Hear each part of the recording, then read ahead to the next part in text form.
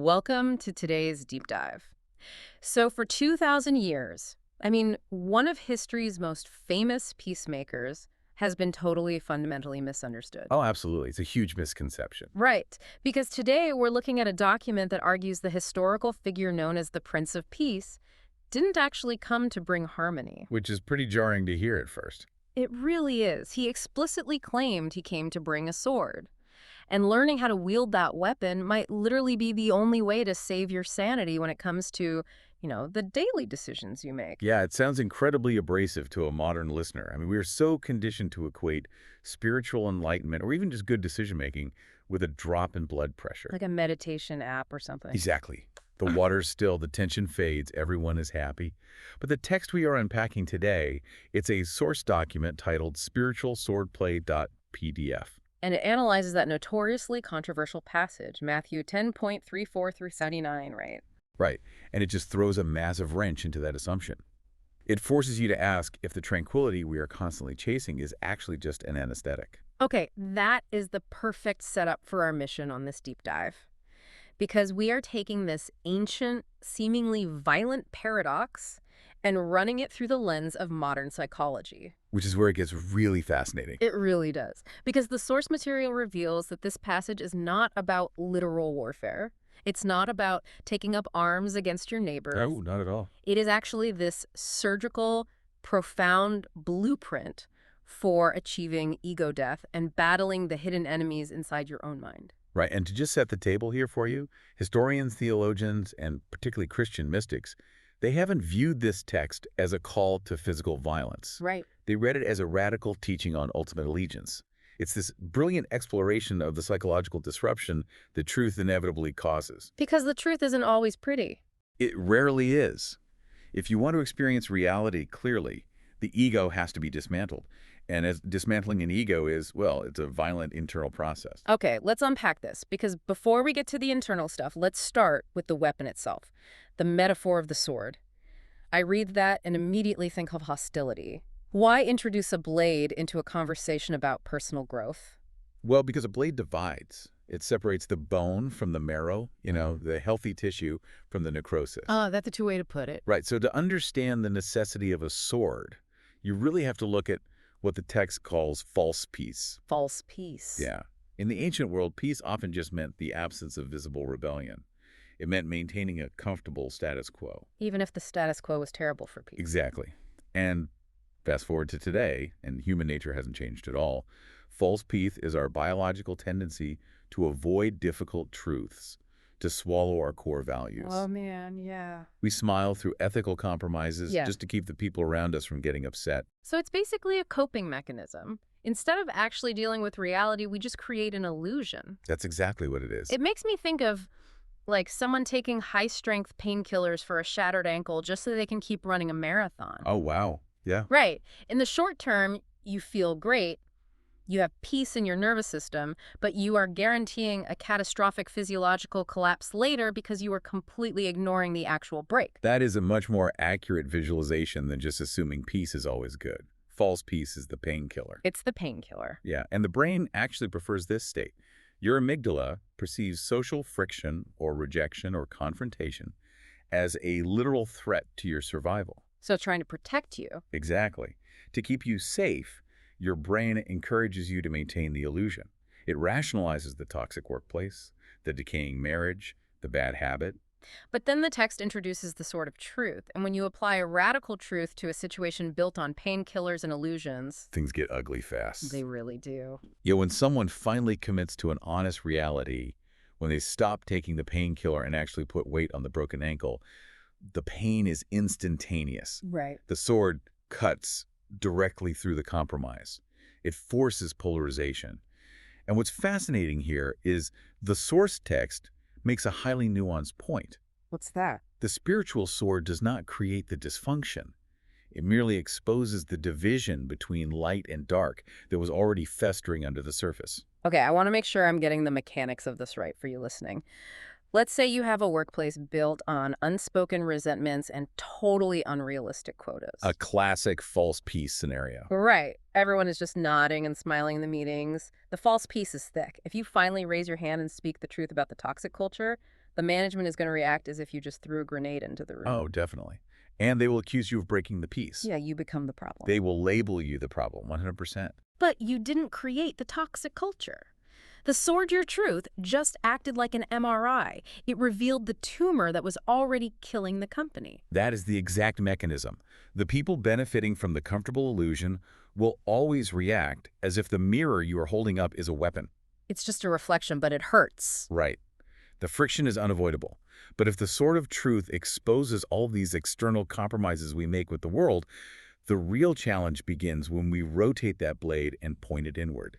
Because the ultimate focus of this deep dive isn't just about handling a bad boss or a difficult neighbor. No, it is about the psychology of the self. Which brings us to, honestly, the most jarring part of the text.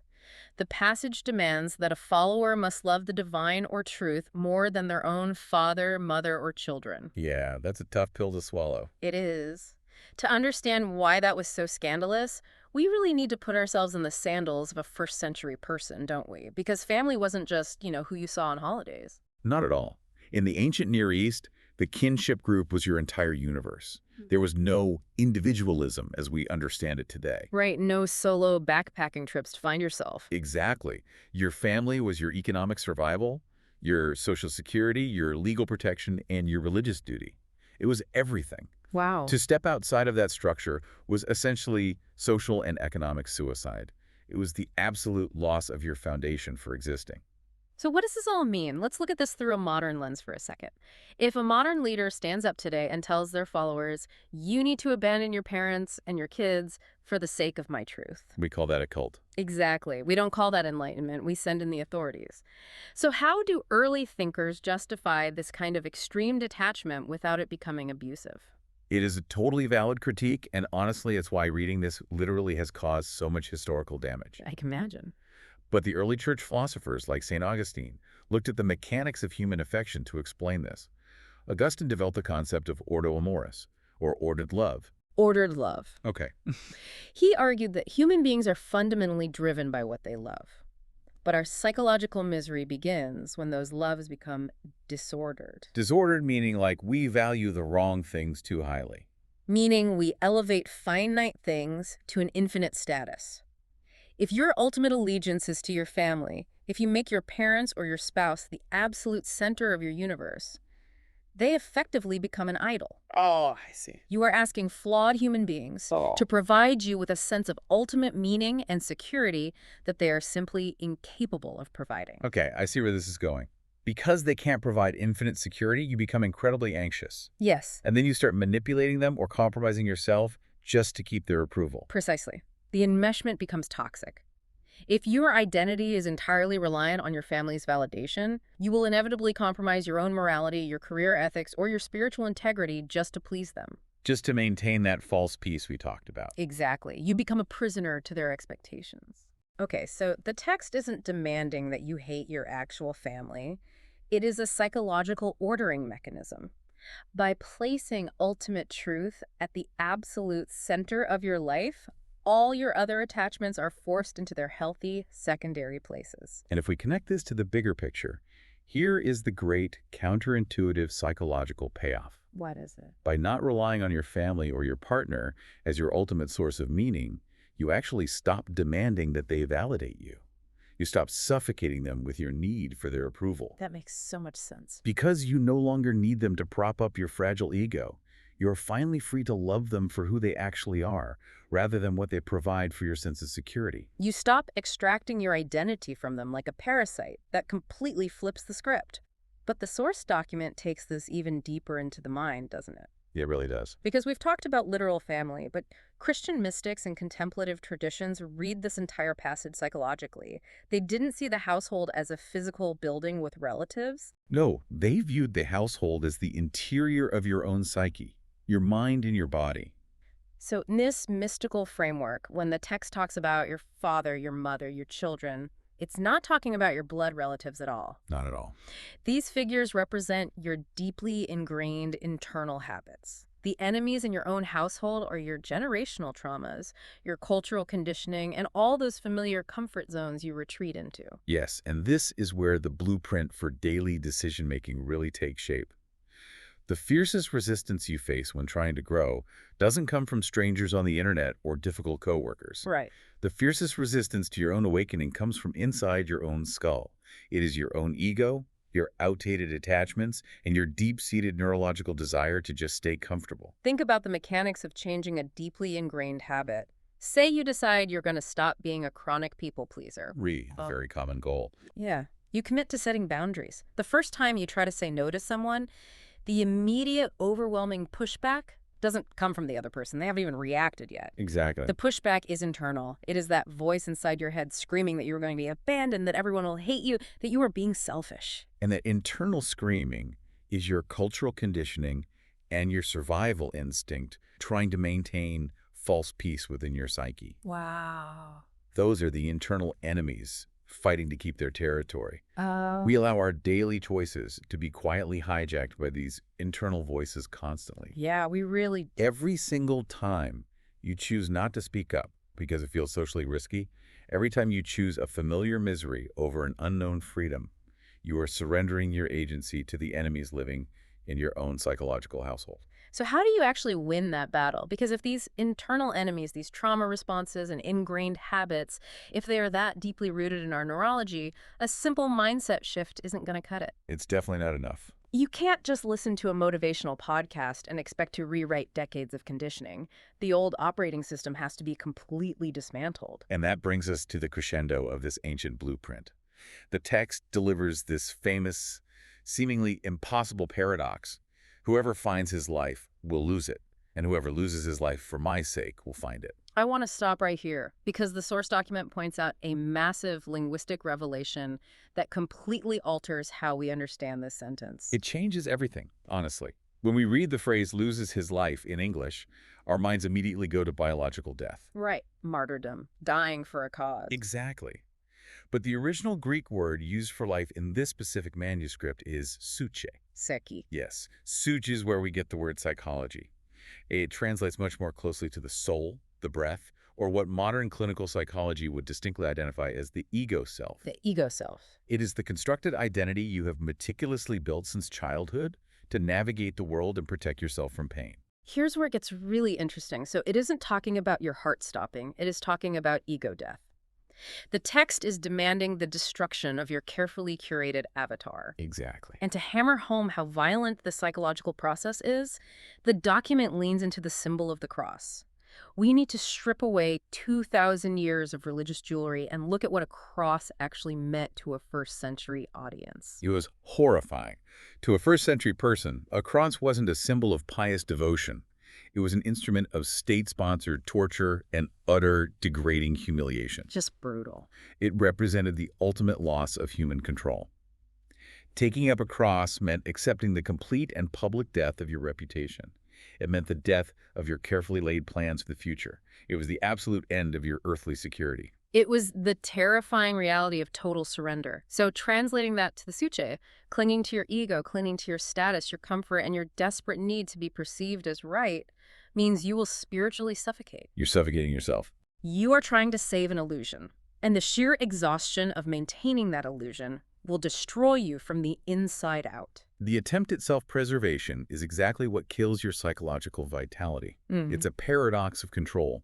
The tighter you grip your constructed identity, the more brittle and anxious you become.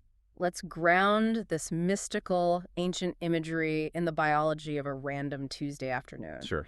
Let's say you are in the middle of a heated argument in your kitchen with your partner, or maybe you are in a high-stakes strategy meeting at work. You are passionately defending your point. And then, mid-sentence, the realization hits you like a freight train. You are completely undeniably wrong. Oh, we have all been there. It is a physiologically terrible experience. It really is. You feel this tight, burning sensation radiate through your chest. Your face flushes. Your brain goes into overdrive, frantically scrambling for excuses, trying to find some technicality to shift the blame, or just walk away with your pride intact. Why does admitting fault literally hurt? Because the brain processes social rejection and the loss of status using the exact same neural pathways that it uses to process physical pain. Wait, really? The same pathways? Yes, your anterior cingulate cortex lights up. Your biology is reacting as if you are physically under attack. So that agonizing, visceral, burning feeling in your chest, That is literally your suche. That is your ego self being asked to take up the cross and die. In that moment, your ego is fighting for its life. This raises an important question about how we handle those moments. In that exact moment, admitting you are wrong requires the death of your reputation in your own mind. Yeah. It requires the death of your deep-seated need to be the smart one, the righteous one, or the victim. You have to let that version of yourself be humiliated and crucified. Or think about the act of letting go of a deeply held grudge. When you finally decide to forgive someone who doesn't deserve it, it feels incredibly unfair. It feels like losing. It feels like you're losing a foundational part of yourself, and you are. You're actively starving the part of your ego that fed on that anger to protect itself. This forces us to evaluate our daily cognitive load.